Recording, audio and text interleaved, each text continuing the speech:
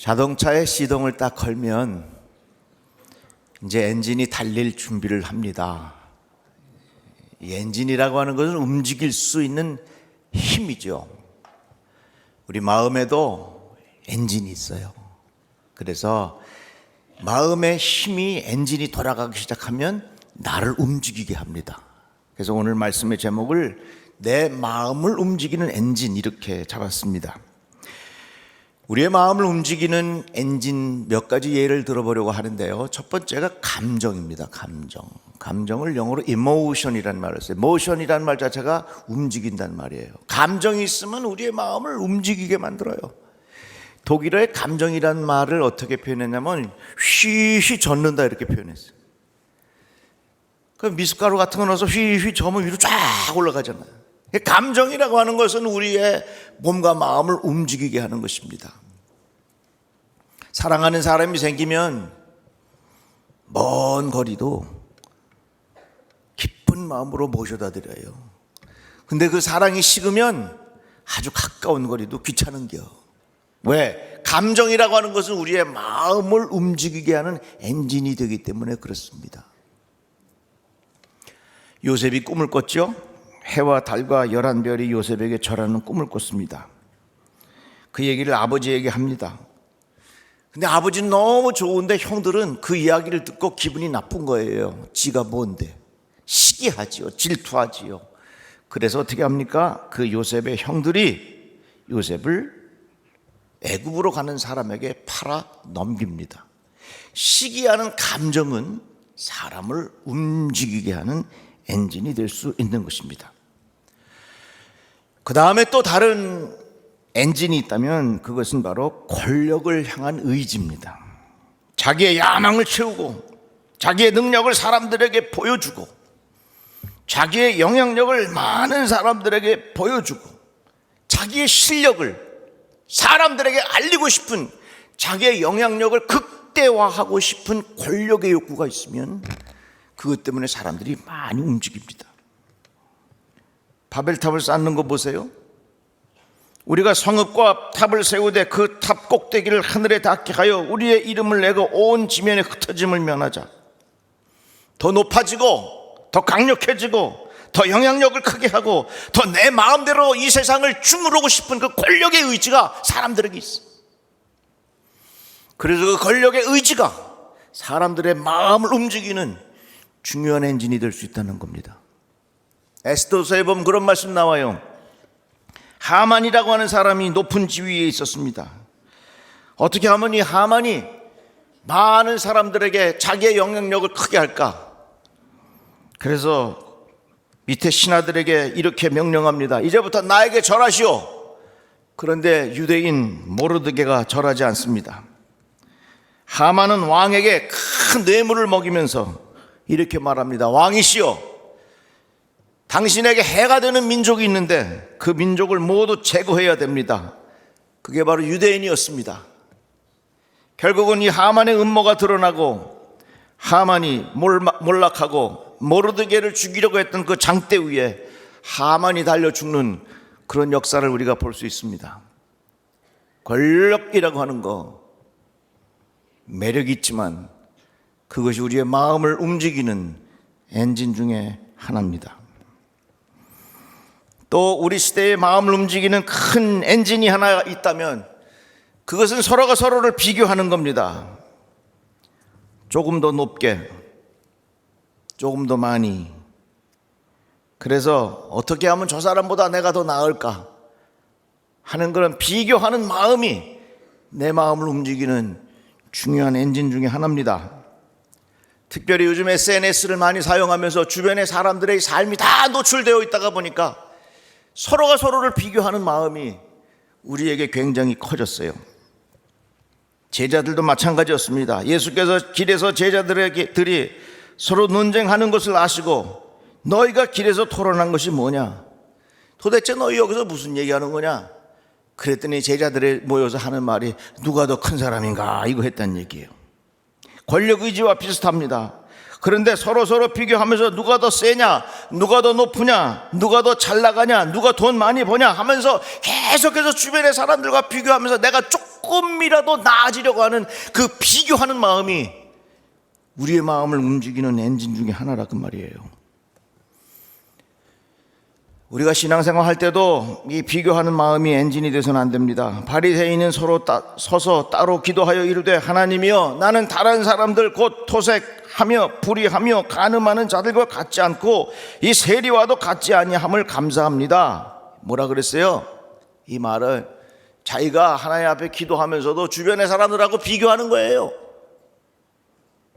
우리의 마음을 움직이는 엔진이 여러 가지 있지만 그 중에 제가 대표적으로 우리의 감정, 권력, 사람들과 비교하는 마음, 이런 것들이 우리의 마음을 움직이는 엔진이에요. 그런데 제가 얼마 전에 김미경 씨가 쓴 딥마인드라는 책을 읽은 적이 있습니다. 우리 마음의 엔진이 있는데 그 마음의 엔진을 다른 곳에서 삼지 말고 딥마인드, 깊은 마음에서 찾아야 된다, 그런 의미의 내용이었습니다. 저는 그 책을 읽으면서 참 많은 것을 공감했습니다. 그래서 이 마음의 엔진에 관해서 말씀을 전해야 되겠구나 생각해서 오늘 이렇게 전하는 거예요. 감정이 우리의 삶을 움직이는 엔진이 된다면 좋은 감정도 있지만 얼마나 불안합니까? 모세는 감정을 조절하지 못해서 사람을 죽였습니다. 오늘 우리 주변에 보면 그 감정을 조절하지 못해서 얼마나 무서운 일들이 많이 일어나고 있습니까? 사울 왕도 다윗과 시기하는 마음 때문에 그 다윗을 죽이려고 3,000명이나 되는 사람들을 이끌고 돌아다녔어요. 이같이 마음의 감정이라고 하는 것이 내 마음의 엔진이 되면 참 인생이 불안합니다. 또 한 가지, 권력의 의지가 마음의 엔진이 되면 절대로 마무리가 좋을 수 없습니다. 왜? 계속해서 올라가야 되고, 올라간 다음에 계속해서 그 자리를 차지해야 되고, 그 자리를 차지하기 위해서 나를 넘보는 사람들을 계속해서 견제해야 되고, 마음이 피곤해.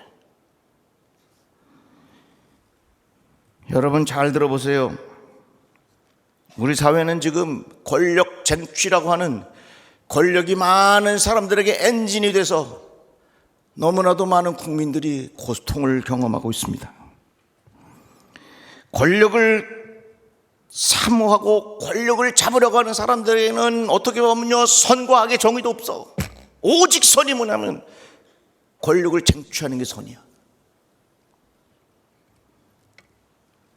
또한 비교하면서 내 마음을 움직입니다. 인생은 끊임없이 비교하면서 내가 살아간다면 우리 인생이 얼마나 불행해요.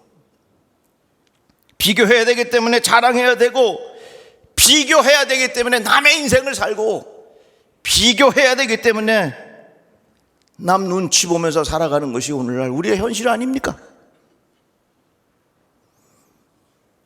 우리가 이 세상을 살아갈 때에 내 마음을 움직이는 그 엔진을 어디서부터 찾아야 되겠느냐?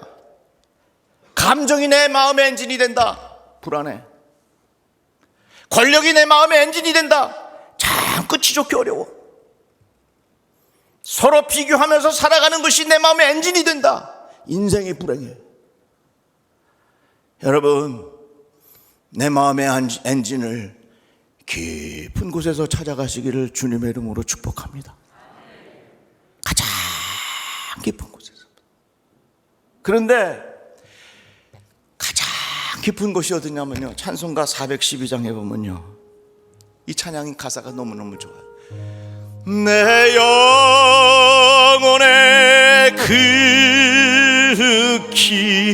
깊은 데서 맑은 가락이 울려나네.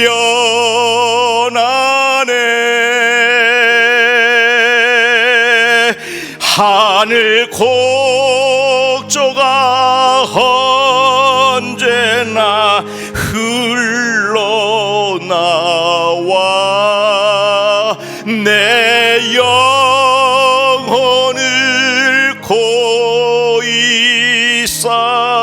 내 평화 다 같이 평화로다.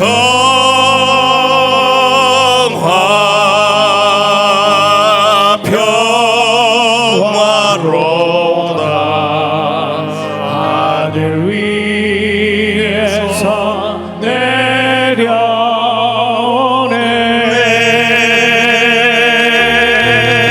그 사랑의 물결이 영원토록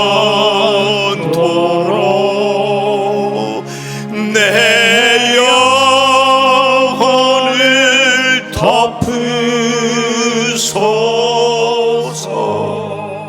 여러분 생각해 보세요.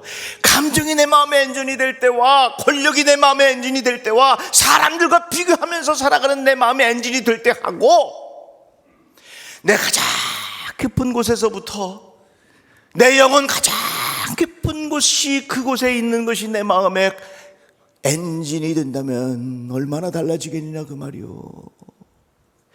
영혼의 깊은 곳에서부터 우러나온 것이 맑은 것이 나온 거예요. 내 영혼의 가장 깊은 곳에서부터 주시는 엔진이 나에게 뭘 줘요? 평안함을 주는 거예요. 그렇다면 내 마음 가장 깊은 곳에 뭐가 있냐면요, 하나님께서는 우리 가장 마음 깊은 곳에 우리의 영혼을 심어두셨어요. 한번 따라해 봅시다. 내 마음 가장 깊은 곳에 영혼이 있습니다. 믿습니까?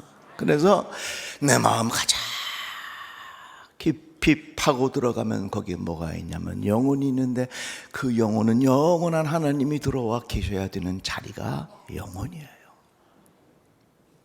그런데 그 영혼이라고 하는 자리에 다른 것이 자리하고 있으면 그게 우상이요.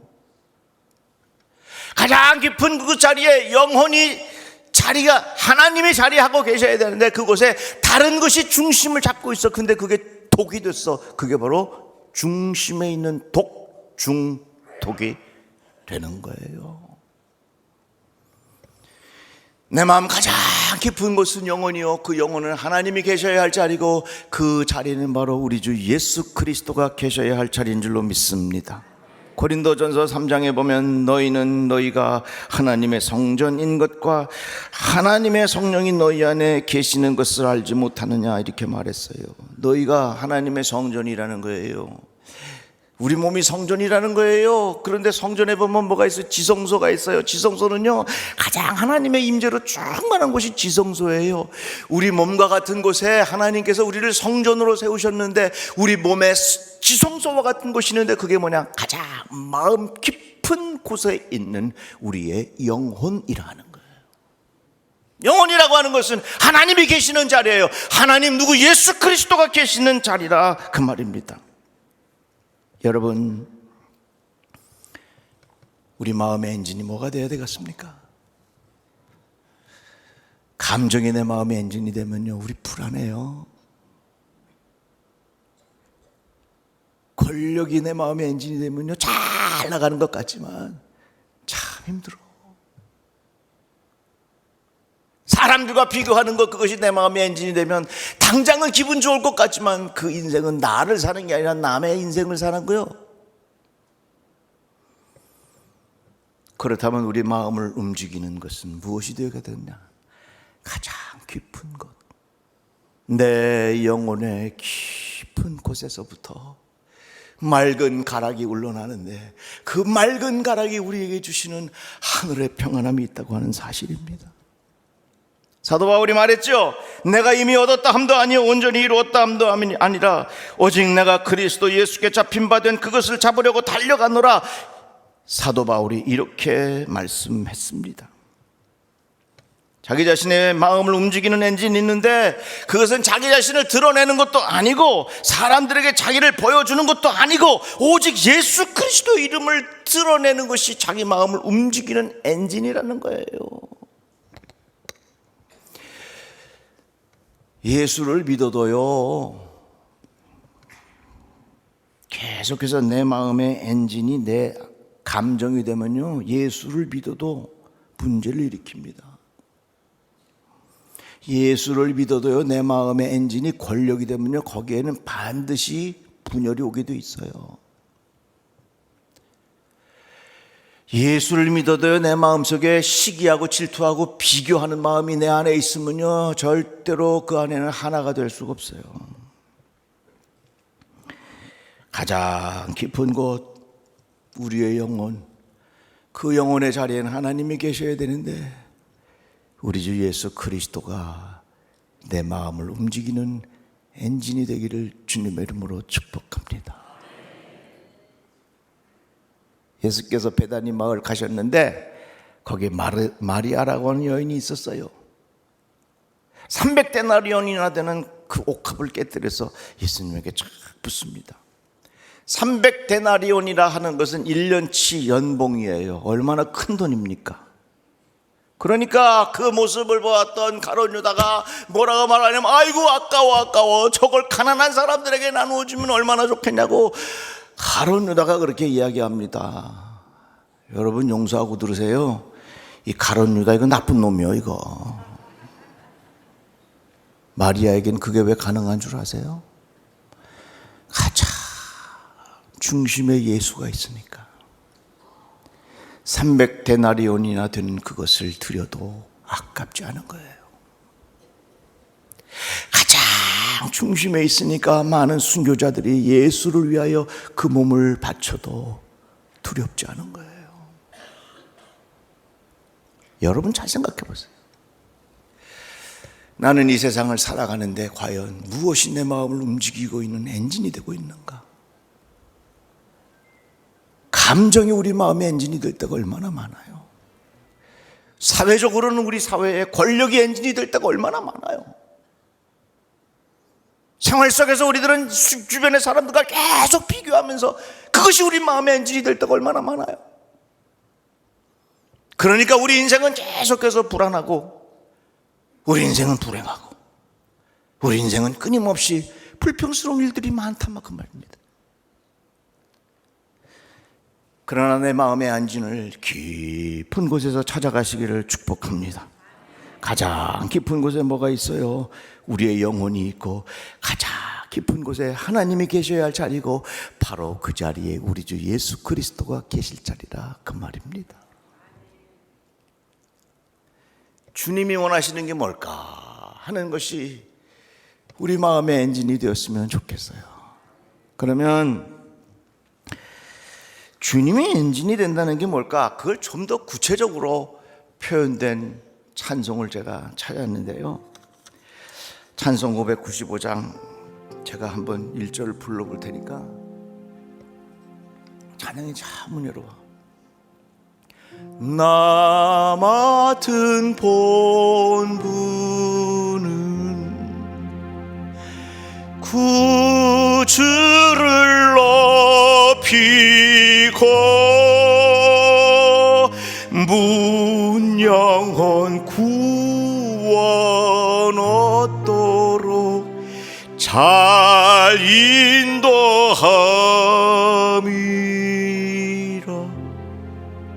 박수 좀 한번 쳐줘봐요. 이 찬양 가사에 보면 자기 인생의 엔진이 다른 데 있지 않다는 얘기야. 어떻게 하면 나를 통하여 하나님께 영광을 올려드리고, 어떻게 하면 내 삶을 통하여 하나님을 기쁘시게 해드리고, 어떻게 하면 나를 통하여 주변의 사람들이 예수께로 가까이 갈 수 있도록 내 삶을 살아갈 수 있을까? 존 웨슬리 목사님 아버지도 목사님이셨어요. 아버님 목사님이 아들에게 편지를 쓰면서 이렇게 말합니다. 목회할 때에 꼭 세 가지를 살펴라. 하나님께 영광을 돌리는 것, 하나님의 교회를 섬기고, 이웃을 예수께로 잘 인도해라. 이게 우리가 살 길이에요. 내 마음의 엔진이 된다는 게 구체적으로 뭡니까? 감정에 휘달려 사는 것이 얼마나 불안합니까? 권력의 노예가 돼서 권력이 엔진에서 사는 삶이 얼마나 피폐해집니까?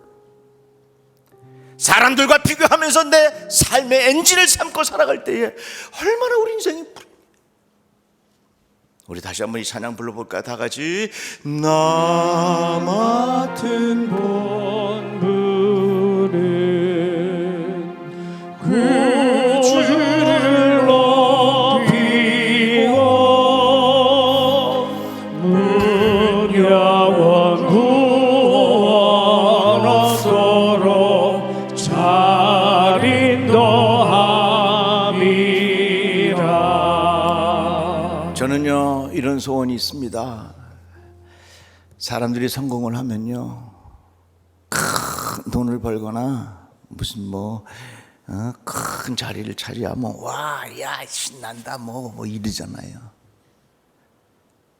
정말 이 시대에 누가 필요한 줄 아세요? 자기가 아무리 큰 성공을 했다 할지라도 골방에 가서 엎드려서 하나님의 이 찬송을 부를 사람이 필요해. 내가 큰 성공을 했어. 내가 큰 어려운 시험에 합격을 했어. 자만하지 않고 골방에 들어가서 무릎을 다 꿇고 하나님 앞에 이 찬송 부르는 거예요. 다 같이 한번 불러봅시다. 나 맡은 본분은 구주를 높이고 문야원 구원하도록 잘 인도함이라. 살다가 보면 힘들 때도 있잖아요. 고통스러울 때도 있잖아요. 죽고 싶은 마음 들 때도 있잖아요. 그래도 포기하지 않고요 조용히 골방에 들어가서 하나님, 나에게 주어진 시간이 얼마 될지 모르지만 내가 이런 마음 가지고 주님을 섬기겠습니다. 그런 마음으로 하나님 앞에 무릎 꿇고 기도할 때에 그 삶이 가치 있지 않겠어요? 다시 한번 불러볼까요? 나 맡은 본분은 구주를 높이고 문야원 구원하도록 잘 인도함이라. 기도합시다. 하나님, 우리의 마음을 움직이는 엔진을 잘 생각하며 살게 해 주십시오. 감정 따라 살지 않게 하시고 사람들에게 보여주는 권력을 따르지 않게 하시고 사람들과 비교하여 조금 나은 것으로 인하여 행복해하는 인생 살지 않게 하시고 깊은 곳에 주님을 향한 마음으로 살게 하여 주시옵소서. 예수님의 이름으로 기도드리옵나이다. 아멘.